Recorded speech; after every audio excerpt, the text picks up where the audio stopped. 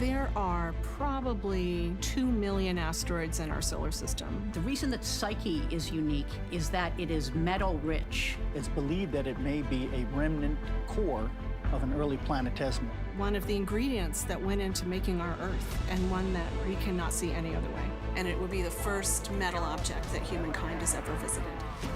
Studying the evolution of a planetary body is a detective story. I think the only thing we know is that it's not going to look like what we think it's going to look like, and it's going to be really interesting, whatever we find. Space is always more amazing than we can imagine with our minds.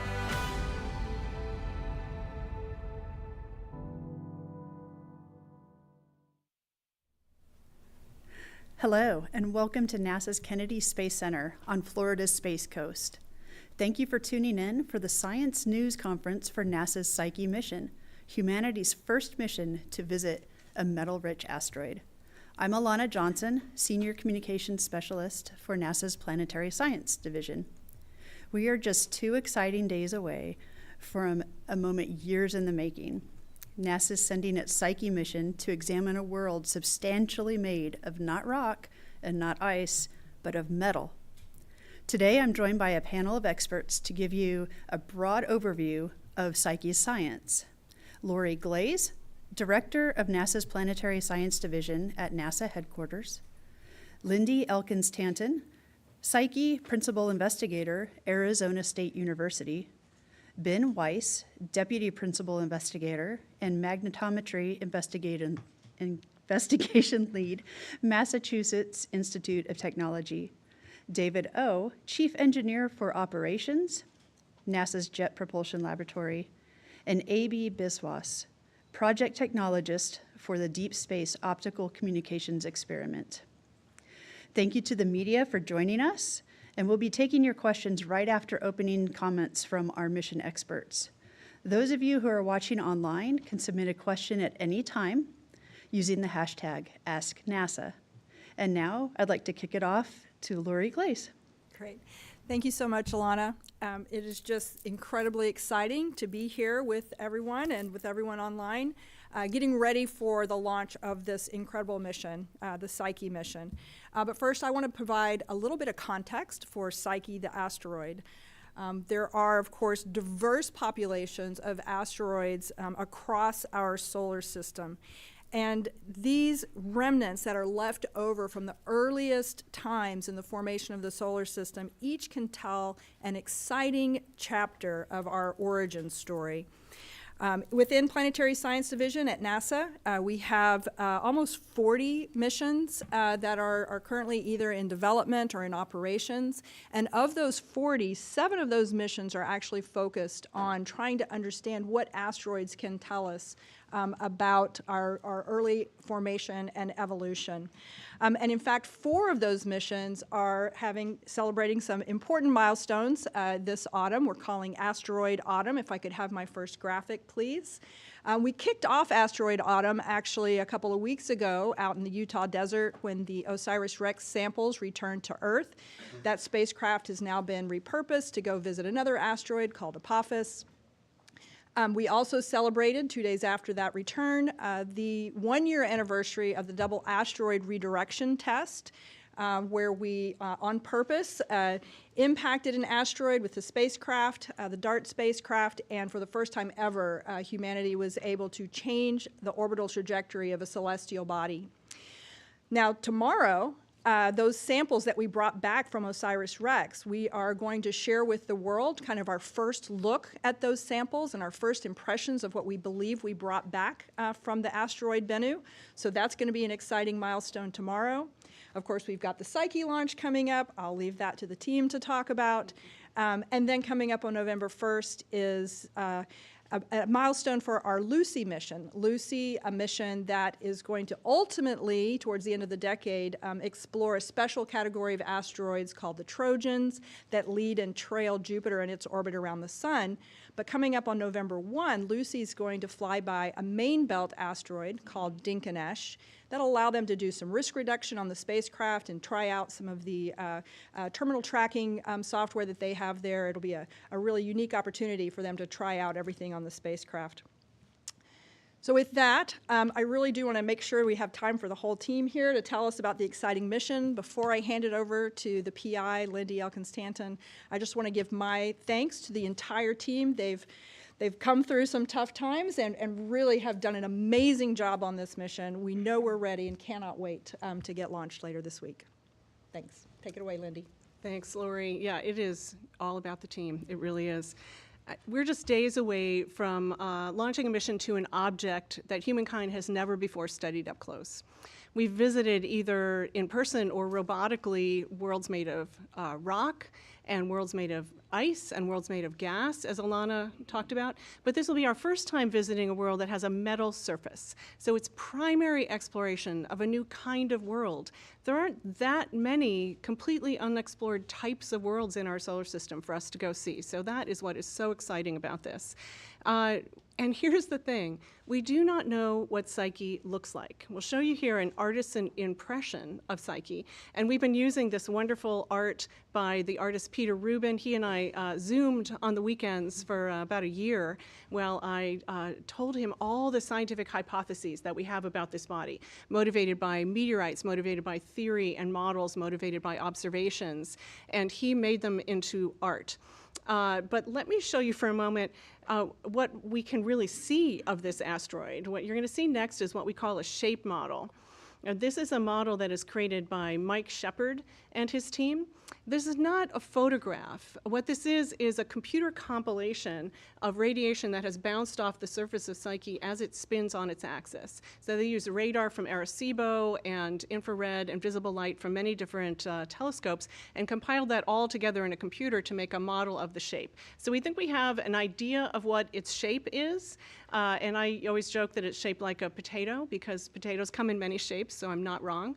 But we're gonna find out when we get there what its shape really is. This is very helpful for planning the mission. And so finally, this next image is what we actually see when we look at Psyche from the Earth. And we've drawn a circle around Psyche here so that you can tell it apart from the stars that are the other light dots. And of course, the word asteroid means star-like. These are relatively small bodies far away. Although Psyche is large for an asteroid, it's about the size of Massachusetts without the Cape. Its surface area is the same as the area of California, more or less, so it's quite large that way. But even in Hubble, it's just a few pixels.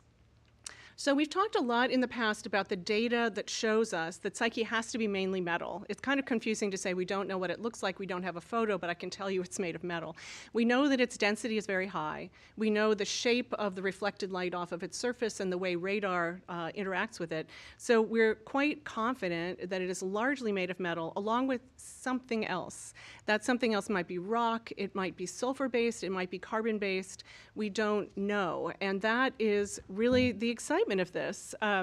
One of the things that we on the team, and in fact the whole scientific community, have been asking ourselves now for a long time is, what do we think it's going to look like? What are the scientific motivations, scientifically motivated ideas? One of the key ones is, what does a crater look like into metal? We've seen craters into rock, like on the moon and Mars, and into ice, and of course we've seen craters on the Earth, but we've never seen craters into metal except for little tiny ones in test apparatus. One thing that happens when there's a high-speed crater is that a cup is formed and there's ejecta that sprays upward. And when it's a rocky crater, that ejecta just falls down again on the outside. But sometimes with metal craters in the lab, that ejecta actually freezes before it falls. And so we think that with small craters on Psyche, there actually could be little spires or spikes, and then there would be ejected little pieces of metal that might form almost a metal sand on the surface of the body. So that's one idea that we have. We're very excited to see hopefully some large craters on Psyche as well.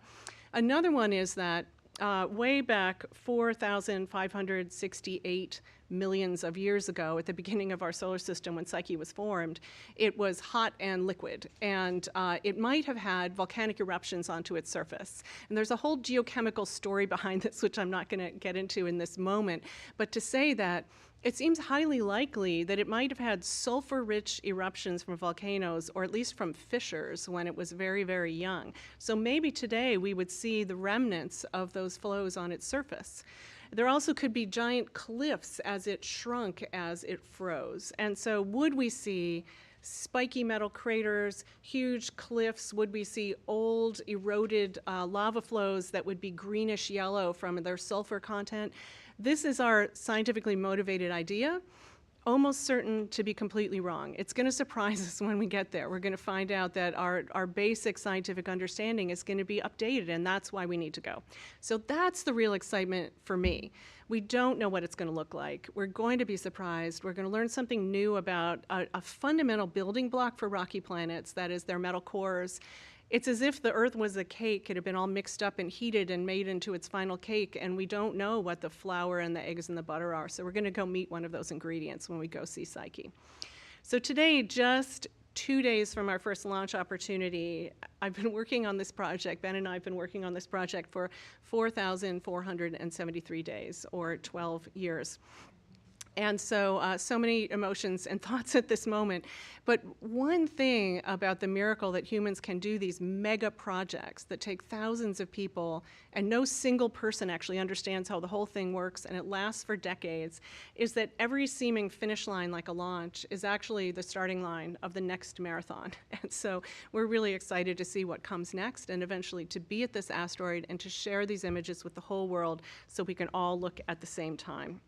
Thanks so much for coming today and for supporting this Psyche mission. And I'm going to turn it over now to Ben Weiss, who is Psyche's Deputy Principal Investigator.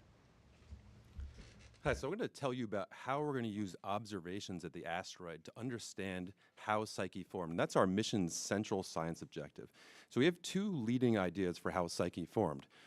One is that it's a core of a body, analogous to like what is inside the Earth, a molten metallic center of the Earth and other large planets.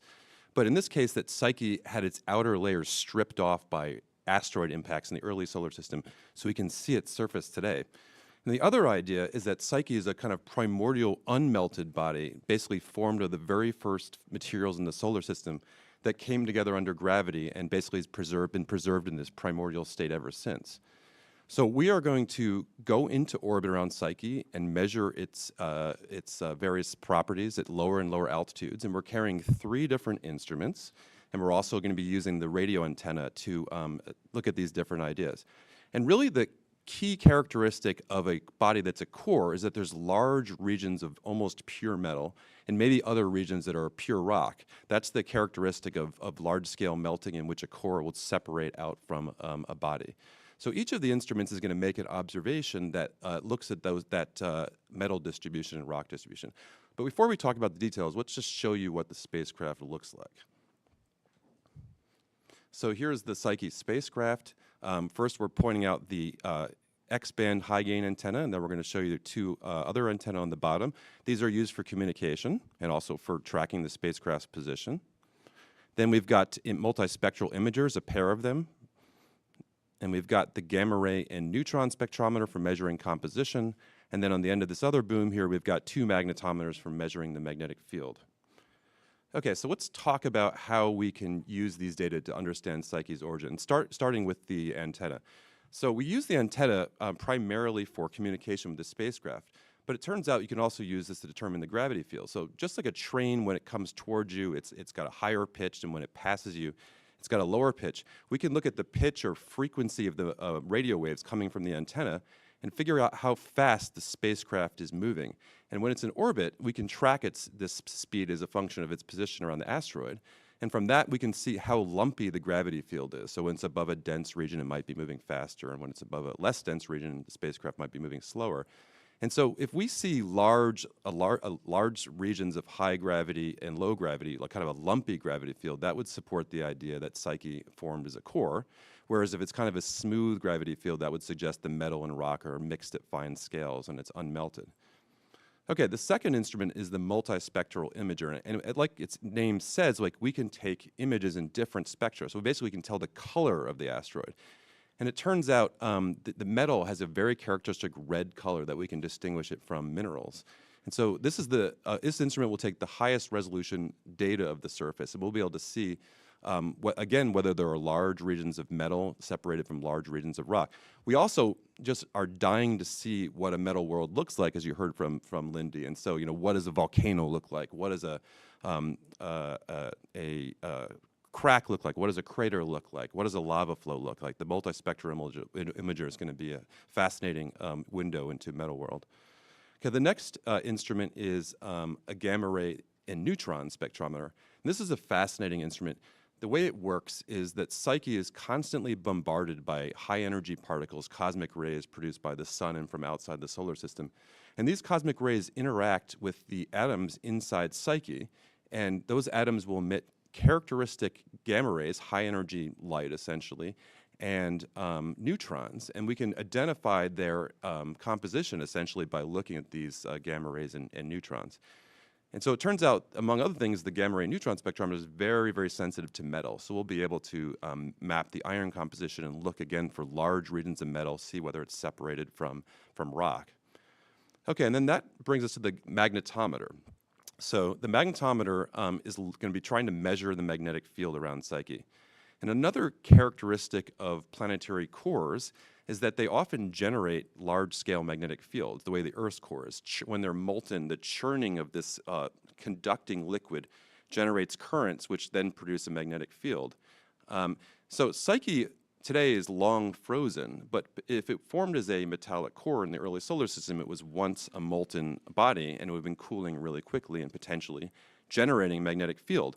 Now, that magnetic field could be imprinted in the outer layers of Psyche, the cold exterior, as a kind of echo or fossil that we could then detect today. And the way this works is that this ancient magnetic field kind of acts on electrons inside the outer layers of Psyche, and they're like little compass needles because they're little spinning balls of charge, and they will align in the direction of that ancient magnetic field when it's present.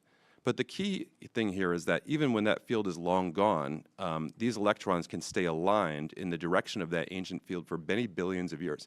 We, in fact, have seen lots of evidence for this in my laboratory and others measuring the remnant magnetization of meteorites, so we can see that early asteroids seem to generate magnetic fields in this way. So what we're going to be looking for is this kind of remnant magnetic field around Psyche, like what you'd see around a bar magnet if you sprinkled little dust, iron filings on the surface of it. Okay, so that's the instrument suite. No single instrument by itself will tell us whether Psyche is a core. It's the combined data from all these different instruments. And I just want to say that this, too, for me, is a very personal moment. My hair was brown when we started working on this. And then it's also crazy to think about that we're kind of only halfway through this journey. With that, I'm going to pass it over to David O, the Chief Engineer for Operations. Thank you, Ben. I'm going to talk to you a little bit about the mission, because launch is just the start of a long and exciting journey for our spacecraft. The asteroid Psyche is where we need to go to get our science, and it's located at the outer part of the main asteroid belt, between the orbits of Mars and Jupiter. It is 3 times farther from the Sun than the Earth, and 2 times farther from the Sun than Mars, so we've got a very long way to go. If we can put up the first graphic. In order to get to Psyche, the spacecraft is going to travel 2.2 billion miles over the course of the next 5.9 years. And the Falcon Heavy rocket is what will lift us off the Earth and get us into space and moving away and in the right direction. But in order to accomplish the rest of the mission, we will use the spacecraft's onboard propulsion, an ultra-efficient advanced ion propulsion system. If we can put up the next chart, please. What you see here in this chart is the Hall effect thrusters that will propel us on our journey through the solar system. These thrusters use electricity to ionize xenon gas, a noble gas, and then accelerate those ions, those charged ions, through an electric field to very, very high speeds. They come out of the thruster going at 15 kilometers per second, or 9 miles per second. And that's 5 times faster than the speed of the fuel coming out of a regular chemical rocket. It's this super high speed which makes them super efficient and is what allows us to be able to use these thrusters to go all the way out to Psyche and to get into orbit around it. On the left, what you see is a picture of what the thruster looks like when it's operating in a vacuum chamber on the Earth. That blue glow that you see there is the characteristic blue glow of ionized xenon. It's the same glow that you see in xenon headlights on the Earth, because we use xenon inside of headlights on cars in some applications. But we take that plasma and we accelerate it through this magnetic field, this electric field, in order to generate thrust. This is a solar electric propulsion system. It takes electricity from our solar rays and converts it into thrust in these rockets. So you can think of this as getting thrust from sunlight. It's the ultimate in green propulsion for our spacecraft. Now, these thrusters operate super efficiently, but also at very low thrust levels. The thrust level generated by one thruster is 250 millinewtons, which is the equivalent to the weight of these 3 quarters sitting in the palm of my hand. So that's not very much thrust at all. It's a lot less thrust than the thrust that we get out of our Falcon Heavy rocket. But these thrusters can operate over long periods of time, days, weeks, months, and this small force on the spacecraft accumulated over all that time accelerates it to the high speeds we need to be able to navigate to Mars and then out to Psyche. If we can go back to that first chart. The reason I mentioned Mars is because on our way to Psyche, we're going to use every means at our disposal, and that includes not only our propulsion system, but also a little bit of cosmic trickery, because we're going to do a Mars gravity assist on our way there. We will launch and then spend the first 3 to 4 months that we're in space checking out the spacecraft. And then we'll ignite our ion propulsion system, and we'll make our way to Mars. We'll arrive at Mars in May of 2026, and 2.5 years after launch, and we won't stop there. Instead, we'll use the gravity of Mars to do a slingshot around the planet to bend our trajectory, and then we'll restart our ion propulsion system and use that to make the rest of our journey to Psyche. When we get closer to the asteroid, we'll use our imagers to take pictures and do optical navigation, and we'll use that to navigate our way into orbit around the asteroid. And we'll arrive at the asteroid in August of 2029, which means that we'll enter our first science orbit there. That's the highest of our 4 orbits where we do our gravity science, and that allows us to both get the scientific data we need to understand Psyche's composition and allows us to get the data we need to be able to navigate to the lower orbits that we go to. The lowest orbit that we'll be in is the one that's used by our gamma-ray spectrometer. That's where we can get our elemental data of the surface of Psyche, and it's sandwiched between other orbits that allow us to get our magnetometry and our imager data and do our full science mission. The science mission will last about 26 months and will be completed in November of 2031, about 8 years after launch. So this is going to be the first mission that's going to use Hall effect thrusters in interplanetary space. And this is thrilling for me because 30 years ago when I was a graduate student, I worked on Hall effect thrusters. At the time it was considered an esoteric and experimental technology, and a technology of the future. It was the kind of thing that you heard about in Star Wars and Star Trek. But today, we're going to make the future real, because this will be the first mission to use Hall effect thrusters to travel between the planets. And with that, I'll turn it over to A.B. Biswas, DSOC project technologist. Thank you, David. Deep Space Optical Communications, or DSOC, riding along with Psyche, is a groundbreaking experiment for testing returning 10 times higher data rates from Mars distances. And this is achieved by using lasers instead of the traditional radio frequency transmitters. Future NASA missions, in particular those involving human exploration of Mars or using much higher resolution instruments, demand much higher data return rates. And that's the motivation for this DSOC technology demonstration. So DSOC will start about a month after launch, operating at a weekly cadence for about 2 years into the Psyche cruise. And during this time, we'll cover distances that represent Mars distances from Earth. So JPL developed the DSOC system, which is comprised of both a flight side and a ground side. if you can show my first slide, please. Here you see the flight transceiver integrated to the Psyche spacecraft. The laser beams exit and enter through that shiny cylinder you see there, which is a sunshade for our payload. And the payload itself is shown as an inset. It's a 22 centimeter diameter mirrored off-axis telescope that is specially designed to both receive and transmit laser beams. On the ground side, if you can show the next slide, please. On the ground side, we have two existing assets that have been instrumented to interact cooperatively with the space terminal in order to allow communications to happen. So at Table Mountain facility, we have a 1 meter telescope that transmits a laser beam up to the spacecraft. The spacecraft assists DSOC pointing, but DSOC has inbuilt autonomy to find that laser beam, detect it, and track it. Once it can start tracking that laser beam, it knows where to point down its laser beam, and it sends a downlink beam to the 200-inch Hale telescope at Palomar Observatory. And that's where the data is received. Both these laser beams are modulated, which means they're flashing on and off, and those flashes are timed, and the timing of those flashes is what encodes the information that's carried over these laser beams. So DSOC is NASA's first beyond the moon laser communications demonstration. In fact, it's 1,000 times beyond the moon, almost 230 million miles. So this huge increase in distance brings new challenges. Foremost among these challenges is pointing a narrow laser beam back to the ground receiving station. And this can be imagined as trying to hit a dime from a mile away while the dime is moving. And once you achieve that feat, the signal that is received is still very weak, and therefore requires very sensitive detectors and processing electronics, which can take that signal and extract the information that's encoded in it.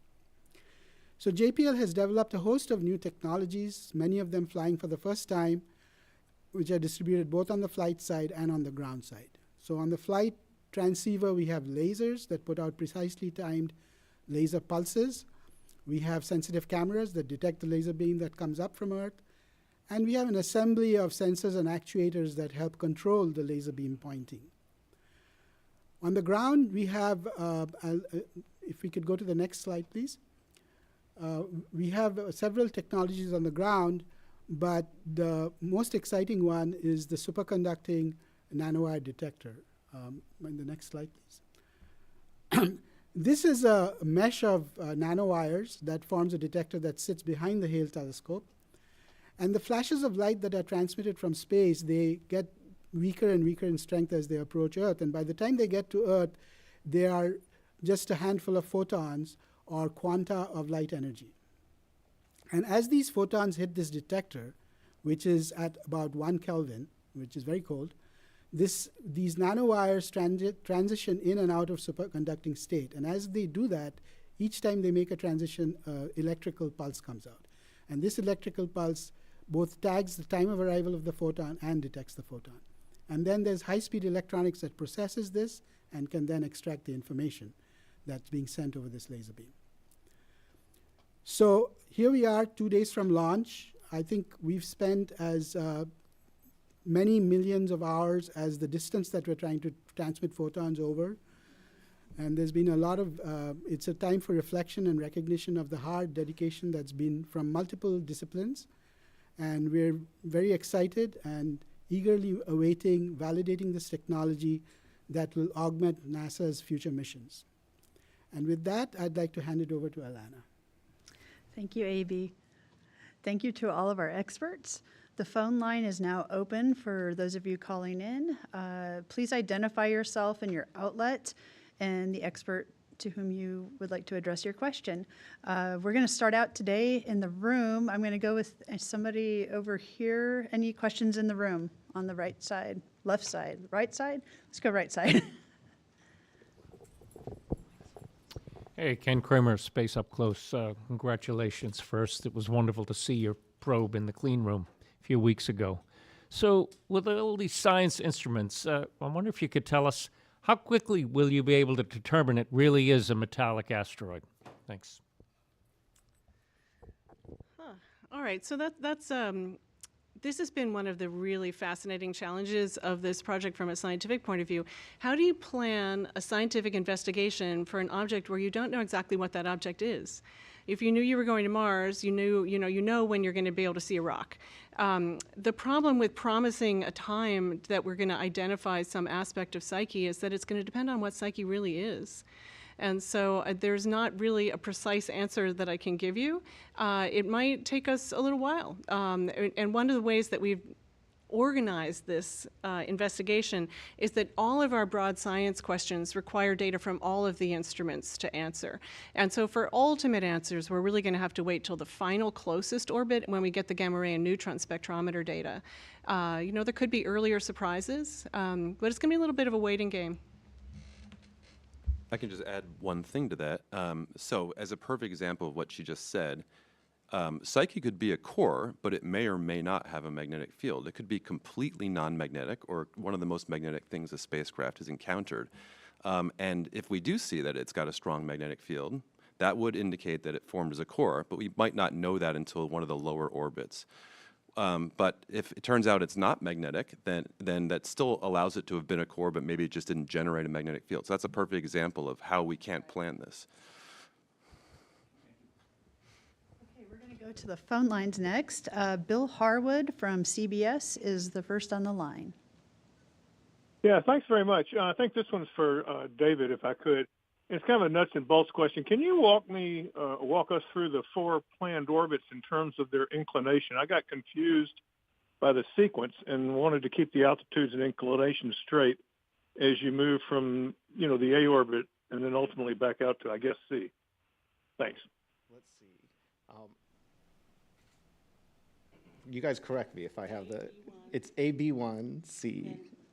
Then D. Okay, so we start in the highest orbit, right, which we call, so first of all, we have 4 orbits, and they're named very originally orbit A, B, C, and D, right? But we actually will go from orbit A down through B, C, and D, and then we will come back up to orbit B at the end of the mission.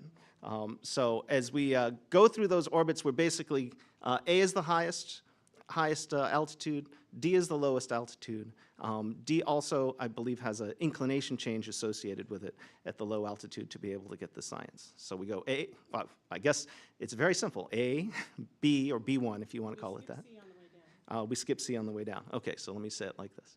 The order is we do orbit A, then we do orbit what we call B1, then we go to orbit D, then we come up to orbit C, and then we come up to orbit B. So that's the order in which we do it. Okay, we'll come back to the room here in the front row, please. Scott Bordeaux, Arizona State University. Lindy, you said in your remarks that we're almost certain to be completely wrong. We don't know what it's going to look like. If it isn't what you expect, what could it be? So much fun to be asking this question to scientists all over the world. As I've been giving talks for the last 10 years, I always ask them, what do you think it could be? Did my sound just go off, I think? Is it okay? Okay. And so we had one very serious person stand up once and say, well, it's not the Death Star because it's too small, and it's not the Death Star prototype because it's too big. But on a serious note, it could be the part of a metal core, which is our top hypothesis. Our second most favorite scientific idea is that it could be material that formed very near to the sun and was reduced. That is to say, the oxygen atoms were stripped from the iron atoms so that the iron atoms became metal. This is a kind of material that's been hypothesized by planetary scientists for a long time, but we haven't actually found any before. And so think about what this means. When there's only one object like Psyche in the whole solar system, we're not talking about a normal distribution of processes and we choose the most common. It's something unusual. It's something that doesn't happen often. And so I think there's a very good chance that it's going to be outside of our imaginings, and that is my fondest hope. Okay, we're going to hop to another phone line question from Jim Siegel of NASA Tech on the line. Go ahead, Jim. Hi, everybody, and thank you for taking my question. I'm curious about how many other asteroids of all those that you've mentioned out there, there's 2 million of them, I guess. How many others do you suspect are mostly metal? And how was this asteroid specifically chosen for this mission? Thank you. Do you want to do this, Ben? Sure. Yeah, so different asteroids, we know different amounts about their mass and how big they are. So there's some uncertainties on exactly how dense various asteroids are. So depending on how you count that, maybe there's a dozen other ones that are in the range that we think might be iron-rich. And some of them are, very close to the Earth, and very small, say like a half a mile wide. And other ones in the asteroid belt. We also have, Mercury, which is not obviously an asteroid, but we think it's mostly a core. It's like 82% of its radius that's made out of metal, and there's a little bit of rock pasted on top. And we even have now, and we didn't know about this when we started thinking about this mission way back when, 12 years ago, a population of planets outside the solar system that look like they're mostly made out of metal, so-called exoplanets with sizes up to bigger than the Earth. So there's a huge diversity, it turns out, despite Psyche being an example of one. It's also kind of representative of a diverse range of bodies that we think are maybe metal worlds. And what was the second part of your question? Did I get your question correctly? Asteroid to go to of right. all of them that might. Right. So Psyche has, for at least a few decades, has been something that people wondered about. They knew about its density, and it's been a kind of terra incognita and a place of excitement where everyone could speculate about what a new body would be like that's so dense. And so when we came to this mission planning about 12 years ago, it was one of the first bodies we just started thinking about how cool it would be to actually go there. But the story behind ending up choosing Psyche is that we had, Lindy and I and a few others, and Maria Zuber had written a paper talking about how we could learn about the early history of asteroid geology and formation by looking at bodies that underwent large-scale melting and understanding how, in a way, how asteroids can be like little planets with cores and mantles and crusts. And so when we wrote this paper, JPL read the paper and invited us to come out to talk about how we might test these ideas.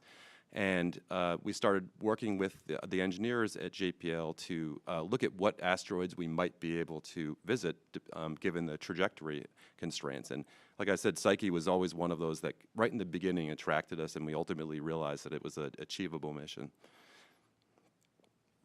Okay, excuse me, we're going to go to the phone. Alexandra Witzy with Nature.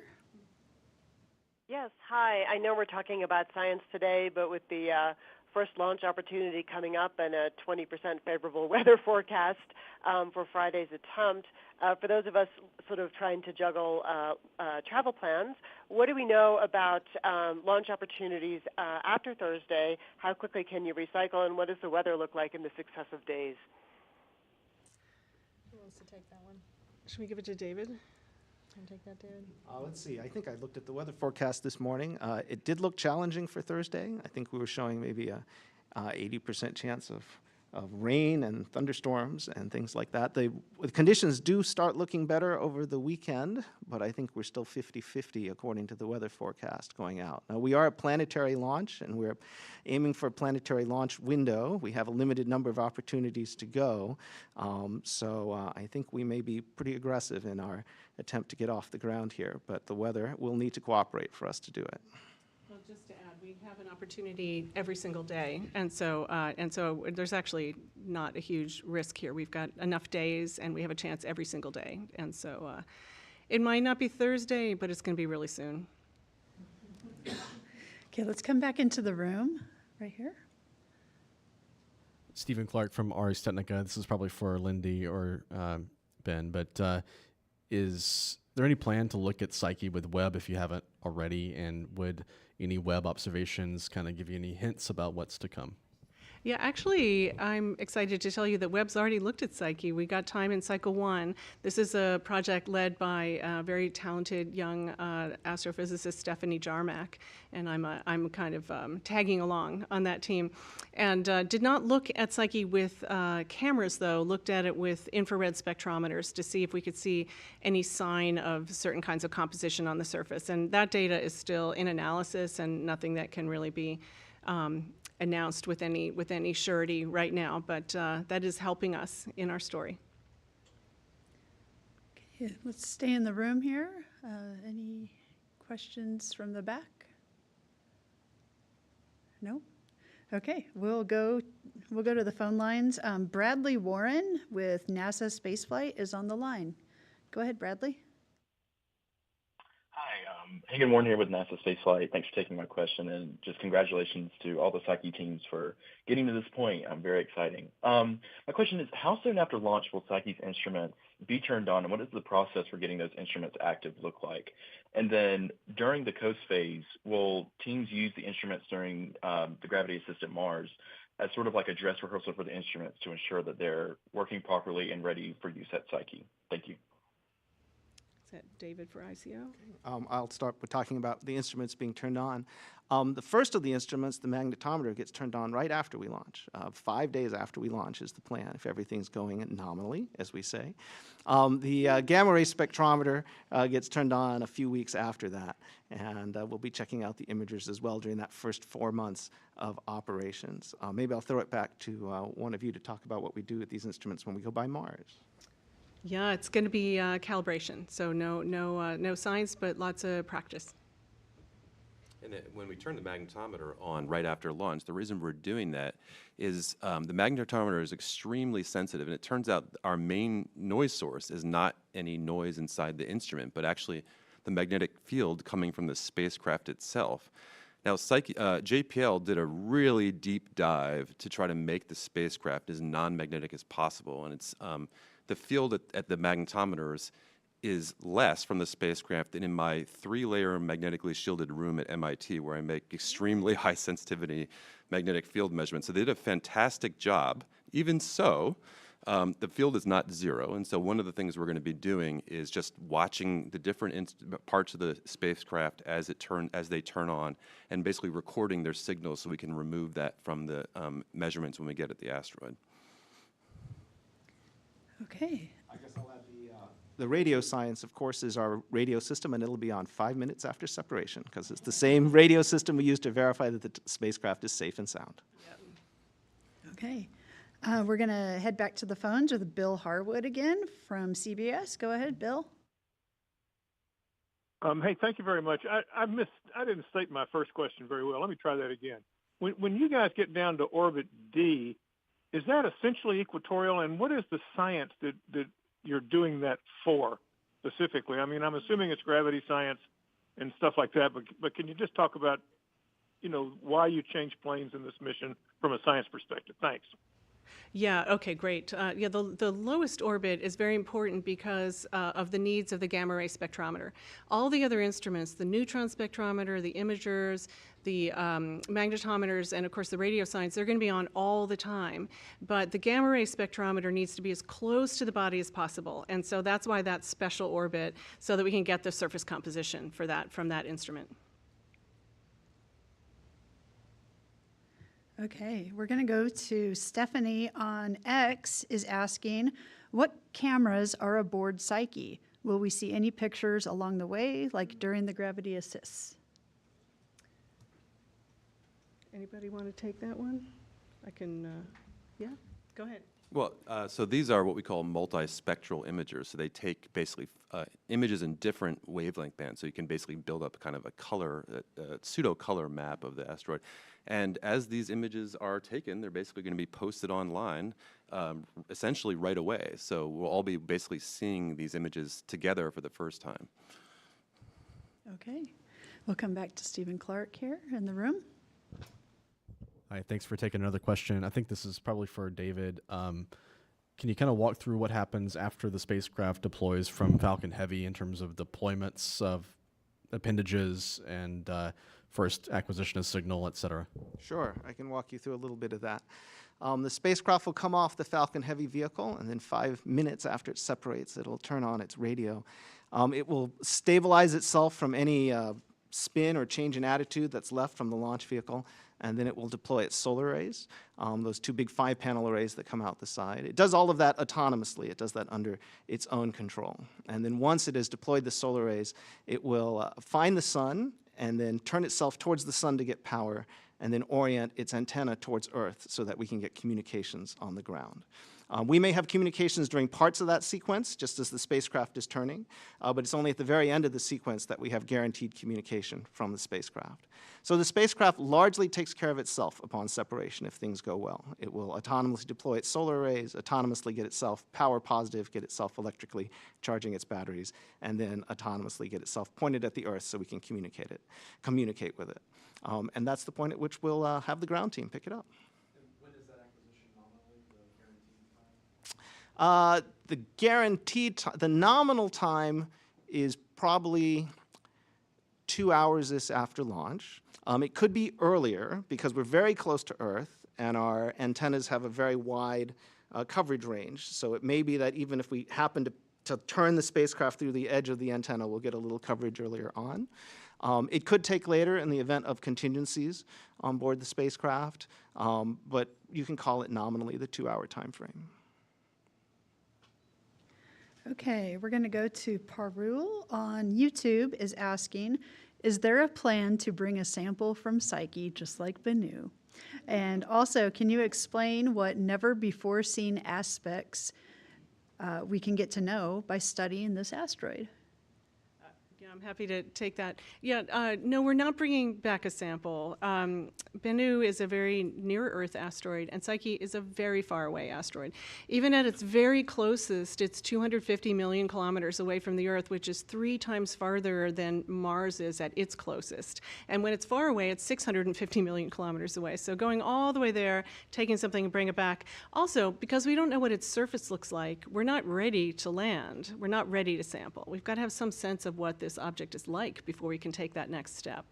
And so the highest level, never before explored answer is we're trying to understand about the metal core of the Earth and also Mercury and Venus and Mars, and also the Moon has a little metal core. We are never, ever going to go to those cores, way too hot, way too deep, but they're central to what makes a rocky planet and also to what makes a rocky planet habitable. So this is our one way to see a core. So we say, you know, tongue-in-cheek, that we're going to outer space to explore inner space. Okay, we'll go back to the phone lines. Will Robinson Smith from Spaceflight Now, you're on the line. Go ahead, Will. Yeah, thanks for taking my question, and apologies in advance for the background noise. I'm making my way through O'Hare Airport. Question about the life of the Psyche spacecraft after the nominal mission completes. Assuming the spacecraft is still healthy, what additional science objectives could be added on to, and what's the plan after the planned mission? Thanks. So why don't I take a little bit of that question, then I'll toss it to Lindy if she wants to add to it. But you know, NASA has a process by which we assess our missions after they've completed their primary operations. We actually require all of the missions to go through what we call a senior review process. And so whenever Psyche has gotten close to completing their nominal 26-month mission, we will include Psyche as part of that senior review process. They can submit a proposal. I presume that proposal will include lots of great new science that could be done through an extended mission, and it'll build on what is learned as part of the primary mission. And you've heard Lindy and the team say several times, we don't really know what we're going to find, but we know it's going to be a surprise. And so based on those surprises, I'm sure new hypotheses will come forward, and so those ideas and that new science would be evaluated as part of the senior review process. The other part of senior review is looking at the resources still available on the spacecraft, the health of the spacecraft, how is it still operating, are the instruments still functioning as they would need to do the science, and is there enough fuel and other resources on board. So we do have that process in place, so you can look forward to that senior review sometime in the early 2030s. Nothing to add. That's it. Yeah. Okay, I want to make sure we're covering the room here. Okay, Ken over here. Thanks for another question. Let me ask David maybe. Are you going to plan to take any pictures of the Earth or the Earth-Moon system on the way out? I don't think we currently have those in our plan. So I think the simple answer is no, not at this time. Maybe I could ask one other question. I was also interested about other metallic asteroids. Is Psyche the only one that you could have reached, or was there another one or two that you might have been able to get to with the Falcon Heavy, and how you selected between them? Yeah, Thanks. yeah, we could have gotten to other ones, but Psyche is by far the largest, and the one that's most likely to tell us the most about cores. Is there anything you want to add to that, Ben? Yeah, I would just say one of the reasons size matters here is that when you're big, you're basically less likely to be broken up and modified by impacts that hit your surface. So the largest asteroids that are bigger than 100 kilometers in radius or so, they on average, their lifetime up against being destroyed by being hit by other asteroids is longer than the age of the solar system. So going to a large asteroid is really important if you want to look at something that has a good chance of having its original structure intact, rather than being a kind of pulverized pile of rubble like you see, for example, for Ryugu or Bennu, where they're very small asteroids, and that's why they were good targets for sampling. So in this case, we have a big body that's likely to be intact from the early solar system, or at least to have a good chance of being so. Okay, I have a really fun question here. Manos on YouTube says, "Hello, I'm a 13-year-old kid from Greece, and I have a question. How will you reach 16 Psyche with so much accuracy? Hardware, software, technology?" Go ahead. Take that one? Yeah.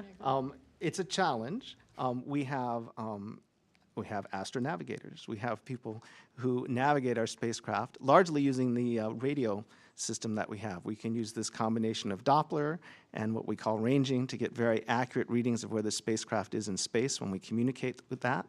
We put that into models that we have of the solar system and of the gravity of all the different bodies in the solar system. We combine that with models that we have of the thruster, and then we optimize that mathematically to develop an optimal trajectory. So we can fire our thruster continually as we go and replan as we go to get us to Psyche. We do optical navigation at the end, as I said earlier, with our cameras looking at the asteroid to localize in. It's a very, very precise exercise, and it's quite a bit of mathematical effort which goes into pulling all these numbers together to make it work. But the navigators are extraordinarily good at it, as they've demonstrated to us multiple times. And I'm certainly looking forward to working with them. It's an extraordinary set of tools that they have to pull it all together and get us there. Okay, let's come back into the room. Out of curiosity, how do you approximate conditions in space and know that this new technology will work in space? Okay. That's a great question, right? Because the mantra that we use at JPL and throughout the industry is we test like you fly and you fly like you test. So these thrusters that we have, first of all, have been operated in Earth orbit before. So we have some evidence from space that they work. Before we put them into space, we operate them in vacuum chambers here on the Earth. We put them through thermal vacuum testing, where we heat them up and we cool them down. We put them through vibration testing and shock testing to simulate the challenges of being on the launch vehicle through launch. We do all of that work, and then we use the data that we get from those tests to estimate how we'll operate in space. Our vacuum chambers on Earth are pretty good, but for thrusters like this, they're not perfect, so we do have to do a certain amount of scaling and analysis in order to verify that the results we have on Earth are going to apply in space. So this is the first time we're flying in interplanetary space. There will be some new things that we can learn that we haven't been able to learn in Earth orbit.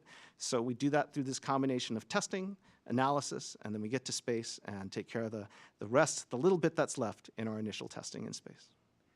Okay, and speaking of new things, AB, do you want to talk about DSOC a little bit?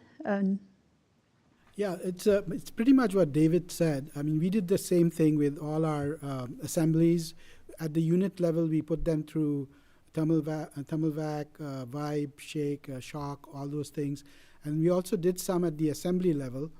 and then at the spacecraft level. So it was tested like 3 times, and then after each test, the functionality is checked, and that gives us the confidence that it'll actually work in space. Okay, let's go back to the phone. Jim Siegel from NASA Tech is on the line. Hi, thanks for taking my other question here. You showed a slide earlier of the route of the spacecraft with the various orbits, and I was wondering, are you going to be monitoring the route of this spacecraft in terms of its accuracy, and if it's getting off track a little bit, can you modify and get it back on track? And how do you do that? Are there thrusters inside the spacecraft or what? Thank you. I'll take that one. Yes, we do monitor the position of the spacecraft and its speed continuously as it flies.